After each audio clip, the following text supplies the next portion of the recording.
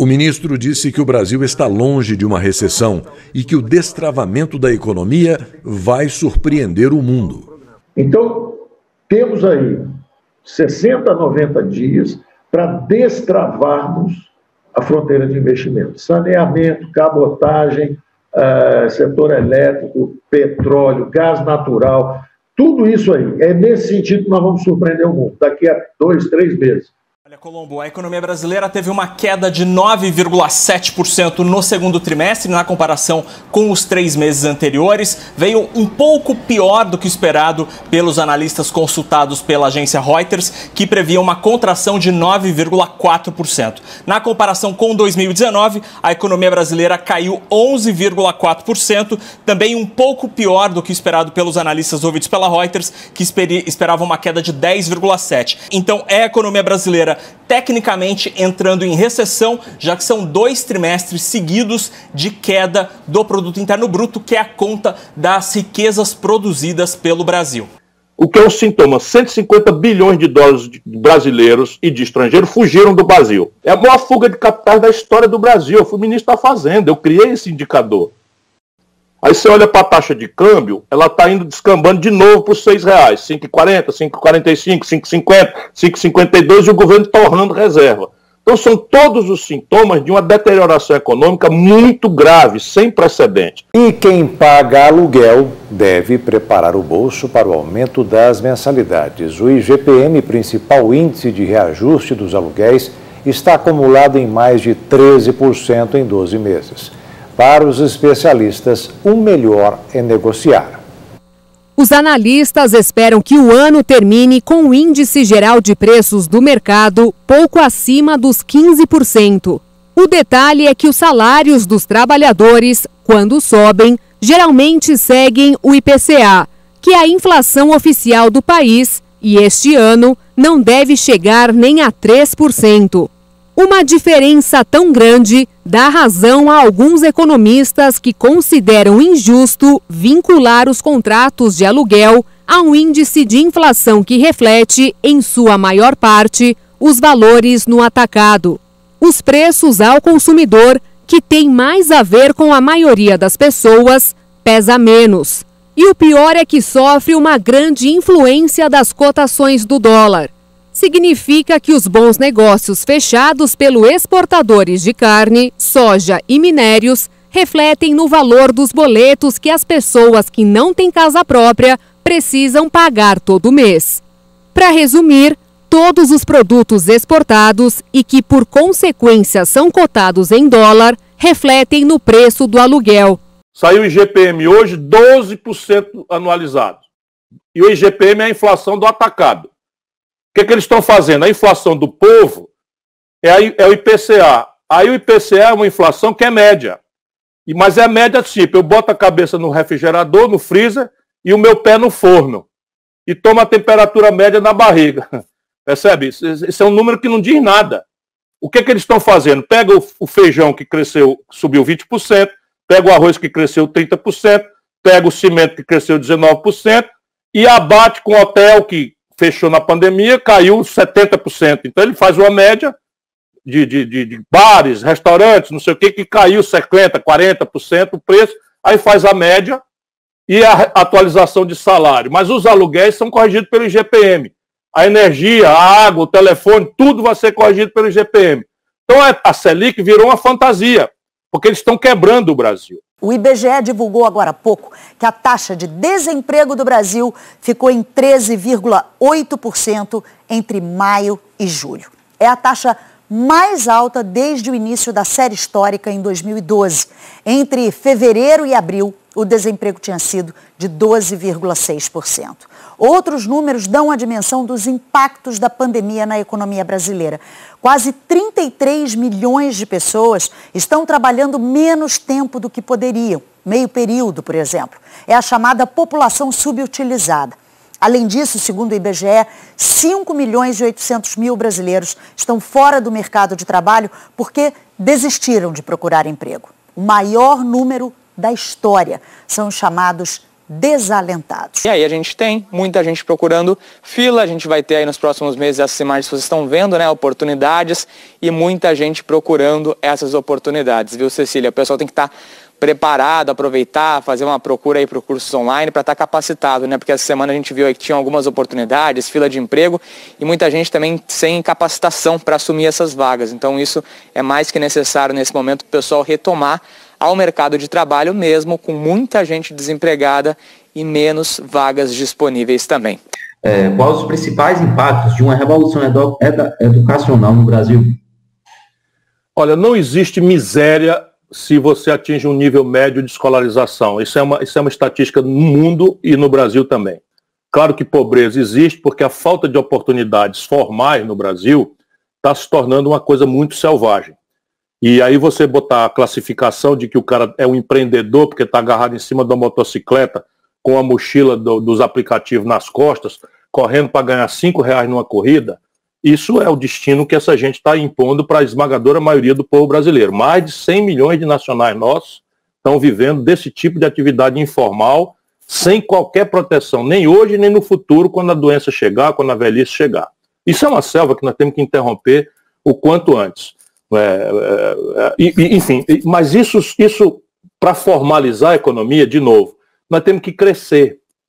Porque quando a gente cresce, o preço do trabalho tende a ter margem para crescer, que é o salário.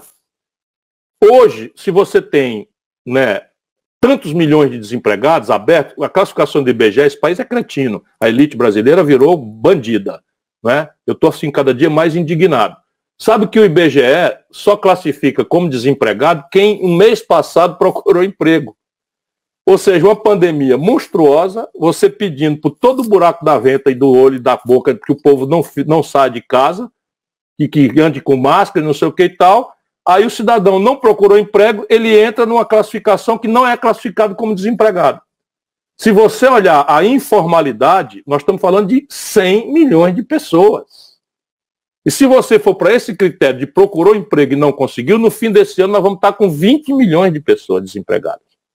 Com 20 milhões de desempregados, o preço do trabalho, que é o salário, tende a virar o preço de banana na feira. Para cada trabalhador que fizer os sindicatos estão que não conseguem falar com ninguém, porque se o trabalhador quiser pedir qualquer melhoria, quer dizer assim, passe no recursos humanos, porque tem uma fila ali fora querendo vender o trabalho pela metade do seu salário. E isso é tarefa do governo, seja de forma regulatória, e a principal tarefa disso é o salário mínimo. Eles congelaram. Então a inflação do nosso povo, do custo de vida do nosso povo, a inflação da cesta básica, a inflação do aluguel, daqui a pouco das tarifas públicas, vai para 12%, 15% esse ano, e eles simplesmente congelam há 2 anos o salário mínimo. Então, e isso não, o capitalista brasileiro é tão estúpido que não entende o básico. Por causa do juro, ele não entende o básico, não é que seja burro. É que o capitalismo moderno se afirma no consumo de massa. Não é de macarrão, é de muita gente. Né? E o consumo de massa se afirma na renda. Então o que eles estão fazendo? Destruindo a renda do trabalhador, a renda direta e a renda indireta, e aí depois não entende porque que o comércio está fechando, que nem mosca nessas máquinas de queimar mosca em churrascaria de beira de estrada. O Brasil fechou no governo Bolsonaro, /Dilma, 16 mil indústrias. O Brasil perdeu agora a Sony, que estava no Brasil há 50 anos. O Brasil perdeu a GM de São Bernardo do Campo, que estava há 56 anos no Brasil. Por quê? Porque faz 10 anos que essa gente trabalha com 30% de capacidade instalada ou desocupado. Por quê? Porque do outro lado não tem um consumidor com renda para pagar as coisas. É um negócio de maluco. E como é que se explica isso? Se explica por quê? Porque o barão bota o dele na renda fixa e leva no juro sem precisar trabalhar e produzir. Então o Brasil é o paraíso da empresa quebrada e do empresário rico. Sem o que nós não vamos sair. Então, quando o PIB cresce, ele cresce 60% puxado pelo consumo das famílias. Ninguém precisa ser economista, o prêmio Nobel, para entender. Se as famílias consomem, o comércio vende e contrata mais. Se o comércio vende e contrata mais, a indústria tem mais encomenda, expande e contrata mais. E a matéria-prima expande e contrata mais. Pois bem, o consumo das famílias no Brasil está no pior momento da história, antes da pandemia. Por quê? O desemprego explodiu, Nós estamos com 13 milhões, estávamos antes da pandemia com 13 milhões de pessoas desempregadas e algo ao redor de 38 milhões de brasileiros na informalidade, com 100 milhões de brasileiros, juntando os autônomos, ganhando R$ 413 por mês por cabeça. Então caiu a renda e o emprego e o crédito, 63 milhões e 700 mil brasileiros antes da pandemia com o nome sujo no SPC. Se você não tiver uma ação nessa área, 60% do PIB não tem por onde começar a sair. Depois, quem puxa o PIB? O investimento empresarial. Aqui você tem dois problemas. Primeiro, capacidade instalada ociosa muito alta. Então o Brasil, mal comparando, tem capacidade de produzir 1.000 geladeiras e só tá dando conta de produzir 700, porque não tem quem compre. Passa na cabeça de alguém fora do Paulo Guedes que não conhece nada do país e parou de ler nos anos 80 para virar um Manel Ganhão de dinheiro especulando, nunca viu uma fábrica na vida, nunca viu uma roça. Então o resultado, se eu tenho capacidade de vender, de produzir 1.000 geladeiras e só vendo 700, passa na cabeça de alguém que alguém vai abrir uma nova fábrica de geladeira? Para vender para quem? Então, capacidade instalada ociosa, enquanto não houver uma retomada, não tem ocupação. Mas qual é o problema adicional? O crédito empresarial colapsado.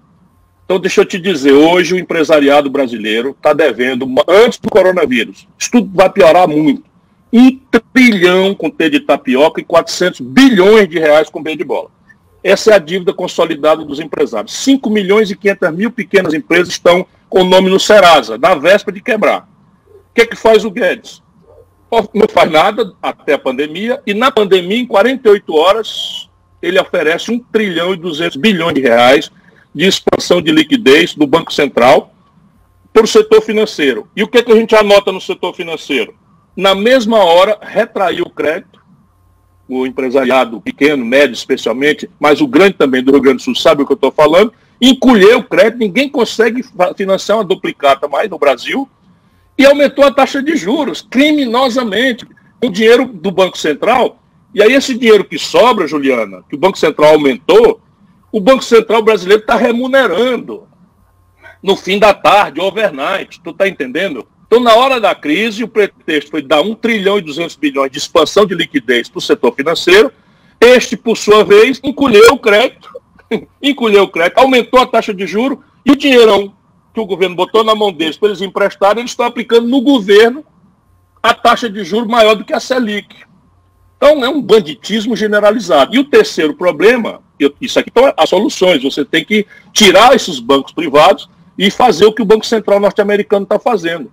Irrigar a rede pública, pegar o Banco do Sul, o Banco do Nordeste, o Banco do Brasil, Caixa Econômica, e o próprio Banco do Norte, o Banco Central, emprestar diretamente ao conjunto de empresas, pegar a Fiergues, por exemplo, mediar, fazer aí aval solidário, tem uma série de mecanismos de garantia, de retrogarantia, enfim, eu saberia perfeitamente por onde caminhar para expandir o crédito numa hora como essa e fazer capital de giro para que a gente possa pedir ao empresário que ele não demita.